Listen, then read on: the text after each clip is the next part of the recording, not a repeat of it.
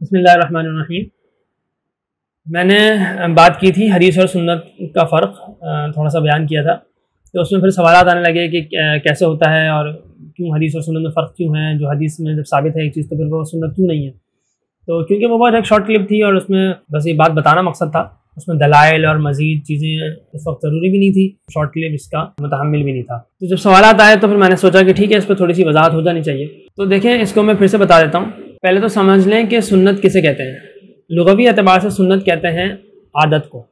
قرآن کریم میں یہ لفظ اللہ تعالیٰ کے لیے بھی استعمال ہوا ہے، وَلَن تَجِدَ لِسُنَّتِ اللَّهِ تَبْدِيلًا، قرآن کریم میں آتا ہے وَلَن تَجِدَ لِسُنَّتِ اللَّهِ تَحْوِيلًا۔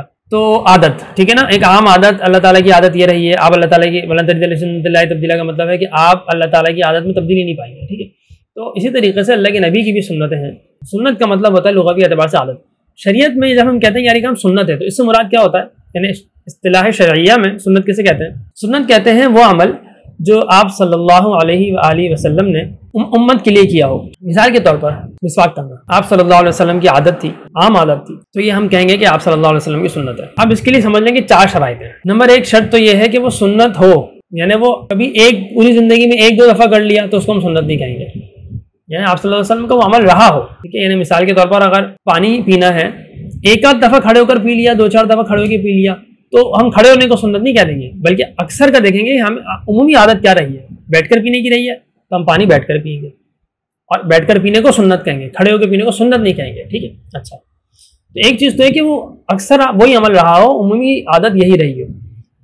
دوسری چیز یہ ہے کہ وہ عمل کسی مجبوری یا کسی دوسری وجہ سے نہ کیا گیا ہو۔ بعض دفعہ کسی مجبوری کے تحت یا کسی وجہ سے ایک عمل کیا جاتا ہے تو اس کو بھی ہم سنت نہیں کہتے، وہ خاص وقت کے لیے، خاص مدت کے لیے، خاص موقع کے لیے، خاص حالت کے اندر وہ عمل کیا ہے آپ صلی اللہ علیہ وسلم نے، تو وہ عمل بھی سنت نہیں ہوگا۔ 2 چیزیں ہو گئی۔ نمبر 3 کہ وہ عمل آپ صلی اللہ علیہ وسلم نے بیان جواز کے لیے نہ کیا ہو، یعنی آپ صلی اللہ علیہ وسلم نے وہ عمل امت کو یہ بتانے کے لیے کہ یہ کرنا بھی جائز ہے، یہ بتانے کے لیے بھی بعض دفعہ آپ صلی اللہ علیہ وسلم نے بہت سے عمل فرمائے، جیسے کھڑے ہو کر پانی پینے والی بات ہے کہ آپ صلی اللہ علیہ وسلم سے کھڑے ہو کر پانی پینا ثابت ہے۔ یہ اس لیے اللہ کے نبی نے فرمایا تاکہ یہ پتہ چل جائے کہ کھڑے ہو کے پانی پینا ناجائز نہیں ہے۔ کسی چیز کا جائز ہونا بتلانے کے لیے بھی آپ صلی اللہ علیہ وسلم نے اعمال فرمائے ہیں، تو ان کو ہم سنت نہیں کہیں گے، اس کو ہم کہیں گے بیان جواز کے لیے اللہ کے نبی نے یہ کام کیا تھا۔ چوتھی چیز، وہ چیز آپ صلی اللہ علیہ وسلم کے ساتھ خاص نہ ہو۔ تو مثال کے طور پر ایک وقت میں 4 سے زائد بیویاں آپ صلی اللہ علیہ وسلم کی نکاح میں رہی ہیں، لیکن امتی کے لیے 4 سے اوپر نکاح کرنا جائز ہی نہیں ہے، بلکہ نکاح منعقد ہی نہیں ہوگا، ٹھیک ہے، نکاح ہوگا ہی نہیں۔ قبول بولتے رہے، پوری تصویر پڑھ لیں قبول ہے، لیکن نکاح نہیں ہوگا، ٹھیک ہے۔ تو ایک عمل آپ صلی اللہ علیہ وسلم کی خصوصیت ہو، ان کے ساتھ خاص ہو، تو وہ امت کے لیے سنت نہیں ہوتا۔ جیسے ایک اور مثال دے دیتا ہوں، آپ صلی اللہ علیہ وسلم اگر سوتے تھے تو سونے کی وجہ سے ان کا وضو نہیں ٹوٹتا تھا۔ اگر ہم سو جائیں، آرام سے لیٹ کے سو جائیں تو ہمارا وضو ہمیں دوبارہ کرنا پڑے گا، لیکن اللہ کے نبی نے خود فرمایا کہ میں سوتا ہوں، میری آنکھ تو سوتی ہے لیکن میرا دل بیدار رہتا ہے۔ اسی طریقے سے تمام انبیاء کی یہ سنت رہی ہے، یہ عادت، مطلب یہ کام آپ تمام انبیاء نے کیا ہے، جو خواب ان کو آ گیا اس پر انہوں نے عمل کیا ہے، کیونکہ خواب ان کا وحی ہوتا ہے۔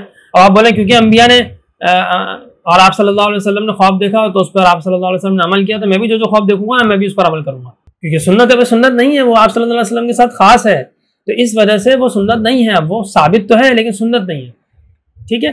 تو ہر وہ عمل جو سنت ہے وہ ثابت ہوگا تبھی سنت کے لیول تک پہنچے گا نا۔ تو ہر حدیث سنت نہیں ہوتی، لیکن ہر سنت حدیث ہوتی ہے، ٹھیک ہے نا۔ جس کی میں نے مثال دی تھی کہ ہر کرولا ٹویوٹا ہوتی ہے لیکن ہر ٹویوٹا کرولا نہیں ہوتی۔ اچھا، اب یہ جو بات ہے یہ چھوٹی بات نہیں ہے۔ قرآن کا اللہ کے نبی نے ارشاد فرمایا من کذب علی متعمدا فلیتبوأ مقعدہ من النار، یہ حدیث متواتر ہے اور 20 صحابہ سے یہ روایت مروی ہے، اور اس روایت سے صحابہ اتنا ڈرتے تھے کہ ایک حدیث کو بیان کرتے کرتے وہ پسینے چھوٹ جاتے تھے کہ میں بول رہا ہوں کہ اللہ کے نبی نے فرمایا تو اس میں لفظ بھی اوپر نیچے مجھ سے نہ ہو، ٹھیک ہے۔ یعنی حدیث بیان کرتے ہوئے اتنا ڈرتے تھے، اور محدثین بھی حدیث بیان کرتے ہوئے بہت ڈرتے ہیں۔ اسی لیے اگر ایک آدمی غلط حدیث جو ثابت نہ ہو اس کو حدیث کہہ کر بیان کرتے تو یہ گناہ کبیرہ ہے۔ اب ایک شخص یہ کہتا ہے کہ اللہ کے نبی نے یہ فرمایا تو یہ گناہ کبیرہ کر رہا ہے، تو یہ تو حدیث کا لیول ہے نا۔ حدیث کے بارے میں اگر آپ نے ایک بات ایسی کہہ دی جو اللہ کے نبی نے نہیں فرمائی اور آپ نے کہہ دیا کہ اللہ کے نبی نے فرمایا ہے، وہ بات اچھی ہے یا بری ہے یہ اس سے بحث نہیں ہے، اچھی بھی ہے تب بھی، بری ہے تو پھر تو پتہ نہیں کیا ہوگا، لیکن جو اچھی بات ہے، صحیح بات ہے، وہ آپ نے بیان فرما دی اور کہہ دیا کہ آپ صلی اللہ علیہ وسلم نے بیان فرمایا ہے، تو یہ گناہ کبیرہ ہے۔ تو سنت تو اس سے اوپر کی چیز ہے، کیونکہ ہر حدیث پر عمل کرنا ضروری نہیں ہوتا، بلکہ بعض احادیث پر عمل کرنا ناجائز ہے، جیسے میں نے مثال دے دی نا